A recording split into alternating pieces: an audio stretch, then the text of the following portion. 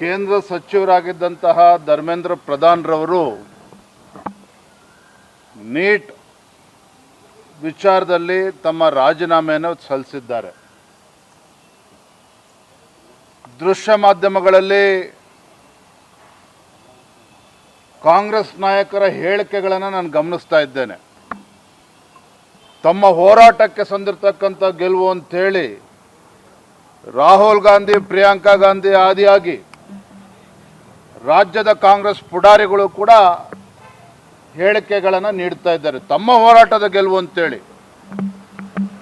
ಮತ್ತೊಂದು ಕಡೆ ಇದು ಕಾಂಗ್ರೆಸ್ ಪಕ್ಷದ ಗೆಲುವು ಅಥವಾ ಸಿಜೆಪಿಯ ಗೆಲುವು ಅಂತೇಳಿ ಅದು ಕೂಡ ಚರ್ಚೆ ನಡೀತಾ ಇದೆ ಬೇರೆ ಬೇರೆ ಟಿವಿ ಚಾನೆಲ್ಗಳಲ್ಲಿ.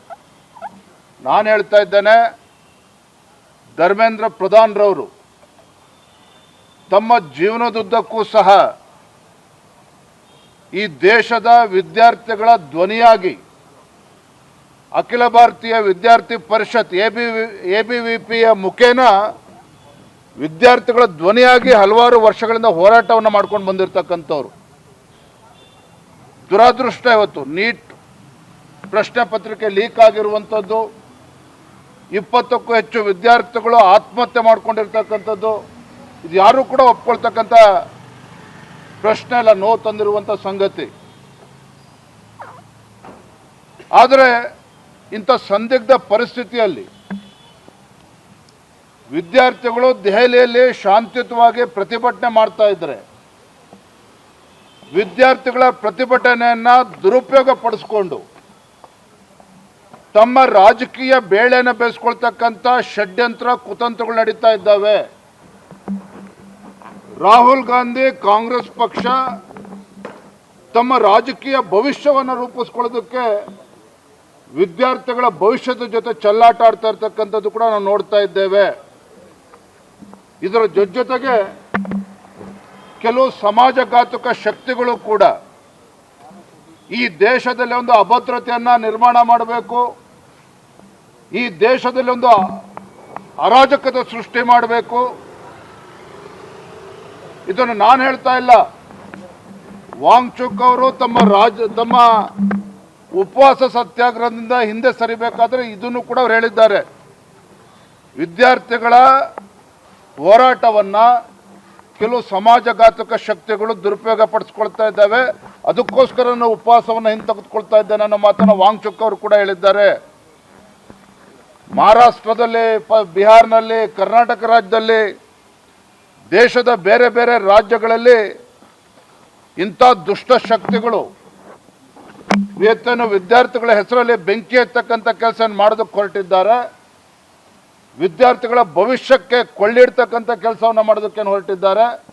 ಇದರಿಂದ ಎಚ್ಚೆತ್ತುಕೊಂಡು ಇವತ್ತು ಧರ್ಮೇಂದ್ರ ಪ್ರಧಾನ್ ರವರು, ಮಾನ್ಯ ಸಚಿವರು ತಾವೇ ಮುಂದೆ ಬಂದು ರಾಜೀನಾಮೆಯನ್ನು ಕೊಟ್ಟಿದ್ದಾರೆ.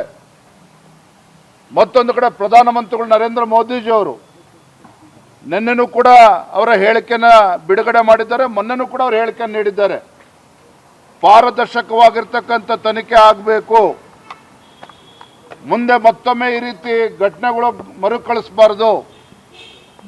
ಯಾರಿಂಥ ದೇಶದ್ರೋಹಿಗಳಿದ್ದಾರೆ ನೀಟ್ ಪ್ರಶ್ನೆ ಪತ್ರಿಕೆ ಲೀಕ್ ಮಾಡೋ ವಿಚಾರದಲ್ಲಿ ಅವ್ರಿಗೆ ಕಠಿಣವಾಗಿರ್ತಕ್ಕಂಥ ಶಿಕ್ಷೆ ಆಗಬೇಕು ಮತ್ತು ಫಾಸ್ಟ್ ಟ್ರ್ಯಾಕ್ ಕೋರ್ಟ್ನಲ್ಲಿ ಇತ್ಯರ್ಥ ಆಗಬೇಕು ಅಂತೇಳಿ ಫಾಸ್ಟ್ ಟ್ರ್ಯಾಕ್ ಕೋರ್ಟ್ಗಳನ್ನು ಕೂಡ ಇವತ್ತು ರಚನೆ ಮಾಡಿರುವಂಥದ್ದು. ಇಷ್ಟೆಲ್ಲ ಆಗಿದ್ರೂ ಸಹ ವಿದೇಶದಲ್ಲಿ ಮೋಜು ಮಾಡ್ತಾ ಇದ್ದಂಥ ರಾಹುಲ್ ಗಾಂಧಿ ಅವರು ವಿದ್ಯಾರ್ಥಿಗಳ ಹೋರಾಟ ದಿನೇ ದಿನೇ ಹೆಚ್ಚಾಗ್ತದೆ ಅಂತೇಳಿ ಅರ್ಥ ಮಾಡಿಕೊಂಡು ರಾತ್ರೋರಾತ್ರಿ ಬಂದು ಏನು ಕಳೆದ 10-12 ವರ್ಷದಿಂದ ದೇಶದ ಜನರ ವಿಶ್ವಾಸವನ್ನು ಗೆಲ್ತಕ್ಕಂಥ ನಿಟ್ಟಿನಲ್ಲಿ ವಿಫಲರಾಗಿರ್ತಕ್ಕಂಥ ರಾಹುಲ್ ಗಾಂಧಿ ಅವರು, ಕಾಂಗ್ರೆಸ್ ಪಕ್ಷ ಇಂಥ ನೀಟನ್ನು ಹೋರಾಟವನ್ನು ದುರ್ಬಳಕೆ ಮಾಡಿಕೊಂಡು ತಮ್ಮ ರಾಜಕೀಯ ಭವಿಷ್ಯವನ್ನು ರೂಪಿಸ್ಕೊಳ್ಳೋಕೆ ಹೊರಟಿದ್ದಾರೆ. ಇದಕ್ಕೆ ಭಾರತೀಯ ಜನತಾ ಪಾರ್ಟಿ ಅವಕಾಶವನ್ನು ಕೊಡೋದಿಲ್ಲ. ಹಾಗಾಗಿ ಇವತ್ತು ಧರ್ಮೇಂದ್ರ ಪ್ರಧಾನ್ ಅವರು ರಾಜೀನಾಮೆ ಕೊಟ್ಟಿದ್ದಾರೆ. ಇವತ್ತು ಕಾಂಗ್ರೆಸ್ ಪಕ್ಷ ಇರ್ಬೋದು, ದೇಶದಲ್ಲಿರ್ತಕ್ಕಂಥ ವಿರೋಧ ಪಕ್ಷಗಳು ಒಂದು ಅರ್ಥ ಮಾಡ್ಕೋಬೇಕು, ವಿದ್ಯಾರ್ಥಿಗಳ ಭವಿಷ್ಯವನ್ನು ಕಟ್ಟುವಂಥ ನಿಟ್ಟಿನಲ್ಲಿ ಸಲಹೆಗಳನ್ನೇ ಕೊಡಬೇಕೇ ಹೊರತು ಈ ರೀತಿ ಬೆಂಕಿ ಹಚ್ಚತಕ್ಕಂಥ ಕೆಲಸ ಅವ್ರು ಮಾಡಬಾರ್ದು.